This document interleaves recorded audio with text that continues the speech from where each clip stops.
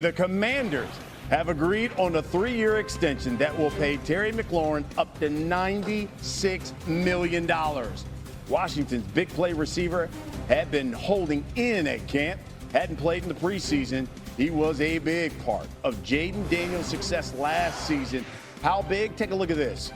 Last season, Terry McLaurin caught 6 touchdowns on throws of at least 15 yards downfield. That's the second most in the NFL, behind only Jamar Chase. In fact, he was the only Commander with multiple touchdown catches of that kind. The rest of the roster combined for just 3. Our NFL front office insider Mike Tannenbaum is here with us. Mike T, give us your reaction to the Commanders, Terry McLaurin agreeing on this contract extension. Yeah, Brian, another great job by the Washington Commander front office to solve a problem. All summer long we heard that the player wanted to be at DK Metcalf or maybe more, looking to see the details of the contract, but apparently they struck somewhere in the middle, and this puts a ribbon on a fantastic offseason.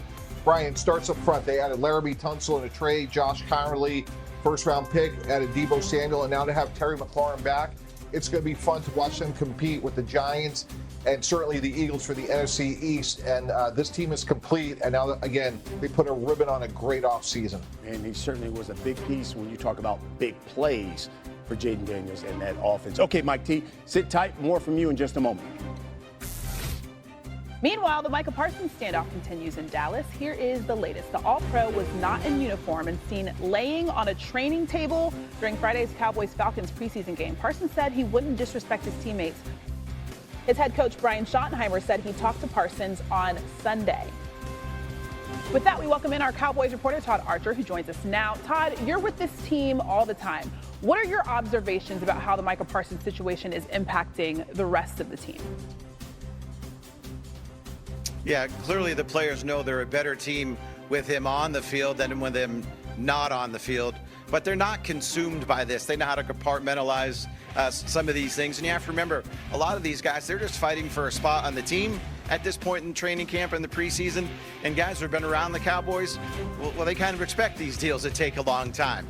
Maybe not this long. And, oh, by the way, nothing has changed on that front. But one thing Brian Schottenheimer did say was Parsons' situation could impact how they put together their 53-man roster. If he's not going to be playing week 1 against the Eagles, they might have to carry some extra pass rushers. And even if he does play, well, can they really expect him to play 100% of the snaps? So they might have to bring some extra pass rushers with him anyway. They like their pass rush depth. They like it even more when Parsons is on the field. Yeah, we know when these guys are trying to figure out their contracts, they always like to say that they don't want to be a distraction to the team, so hopefully they're able to focus on football. Todd Archer, thank you.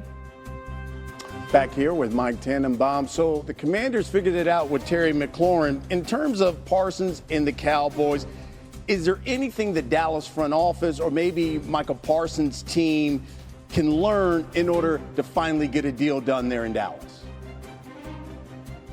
Brian, the word of the day is compromise, and maybe it's a 2-year deal. It has to be north of T.J. Watt. T.J. Watt's at $41.5 million.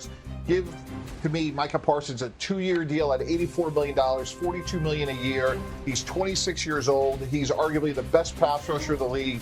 Him, Myles Garrett, T.J. Watt. He's in his prime, and Dallas had a great offseason in terms of adding, George Pickens to a really good offense. And to me, they have no chance without Micah Parsons and a meaningful chance with him. So I would try to do something short-term where both sides compromise. Neither side is happy, but at least that gets them on the field for the opener, which is coming up. It's a week from Thursday. Yeah, absolutely. I mean, that opening day game is right around the corner. More from Mike T in just a moment. NFL Countdown Day is tomorrow, but Shedeur Sanders is not sweating it. Despite struggling in Saturday's preseason game, Sanders said he expects to be on the Browns' 53-man roster. He completed 3 of 6 passes for 14 yards and was sacked 5 times in 5 series against the Rams. When asked if he thought he'd make the team, Sanders said, quote, obviously.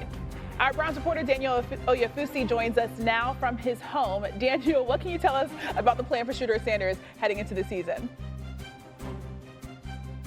Well, Christine, all signs continue to point to the Browns keeping 4 quarterbacks when they trim the roster to 53 on Tuesday. And the plan for Shedeur Sanders is to continue to develop him.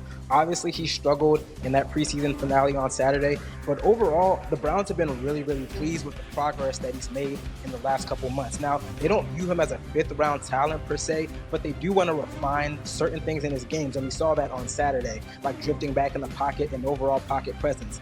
That might take shape during the season with running the scout team offense and a lot of film study, but the hope is that he can continue to become fluent in this offense. GM Andrew Berry said on the broadcast that he likened his transition to somebody who was fluent in English and trying to learn Mandarin. It was very fun to watch Shedeur and Andrew Berry interact on the sideline as well. Daniel, I just want to be very clear. Where exactly are you? That's your apartment? It's the common room in the apartment. He said he lives there. He got money. Daniel, thank you. You know what they say, you can't hide money. Mike Tannenbaum is back here for more, this time with the Browns. Okay, Mike, as a former GM, how would you manage the Browns quarterback room as we currently see it with 4 quarterbacks? Yeah, Brian, the first thing I would do as a former GM is I would trade my background for Daniel's. I'm with you guys. Boy, that's a heck of a view, yes. Yeah, absolutely. As it relates to the Browns, look, I think they got to keep 3. That's what most of the league does, either that or keep 2. I would trade Kenny Pickett. Teams like the Cowboys, even the Raiders who just lost, Aiden O'Connell will be looking for a veteran. Dylan Gabriel has looked pretty good so far. He's earned the backup position. And to me, what I would tell Shedeur is like, look, you have all the ability in the world. You look great against the Panthers, not as good against the Rams. But you know what? This is the start of your career, not the end of the career. Embrace coaching, get better. And then at the end of the year, hopefully from Cleveland, you have 2 young players in Dylan Gabriel and Shedeur Sanders heading into an offseason where you're going to have 2 first-round picks and a loaded class for quarterbacks, so they could actually deal from a position of strength. So I do think Shedeur makes it. I do think he has a way to go, but he did put good tape on, especially against the Carolina Panthers 2 weeks ago. Was there any team in particular, when you talk about dealing Kenny Pickett, where you would try to send him?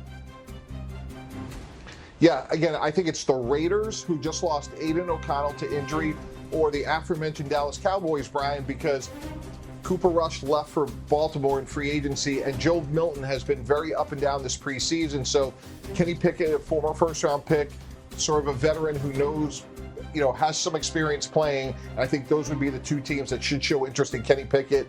And now you have Joe Flacco and 2 young guys in Cleveland. And now you right-size that quarterback room with 3 quarterbacks. There you have it. All right. Front Office Insider Mike Tannenbaum with the very latest. Thank you, Mike. Parsons saga. He still doesn't have a new contract he wants. Owner Jerry Jones said he's willing to make him the highest paid non-quarterback. Parsons was seen laying on a training table during Friday's preseason game and was not in uniform. Stephen A. and company weigh in on his behavior on First Take, Last Take. It was a bad look, but I do believe him. He wasn't trying to be disrespectful to his teammates at all. But I do think he's trying to be disrespectful to Jerry Jones. I think that Jerry Jones has really raked his last nerves. I think that Jerry Jones and the things that he has said has really, really irked him. He wants to let Jerry know he doesn't appreciate it, he doesn't like it, he doesn't respect it, and he is not beyond retaliating in his own way to irk this man as well. We've gotten to a point now to where Jerry Jones's personal feelings have now put his team in a position to not have their best overall player on the field night 1 against the Philadelphia Eagles. I don't think Mike is going to play for the Cowboys again. Again? Yeah, I just don't. I honestly think, like, if I'm the Buffalo Bills or the Baltimore Ravens, I'm on the phone. Because if it's as bad as we know publicly, it's probably worse privately. So at some point, it's like, when does it get to a point for Jerry Jones where the player and the production isn't worth it anymore when it comes to the personal dislike, okay? Jerry Jones, you've been negotiating for at least 60 years. What are you talking about? Is it black, white, young, old, or whatever? Your franchise is worth $12.8 billion. You yourself is worth $16 billion.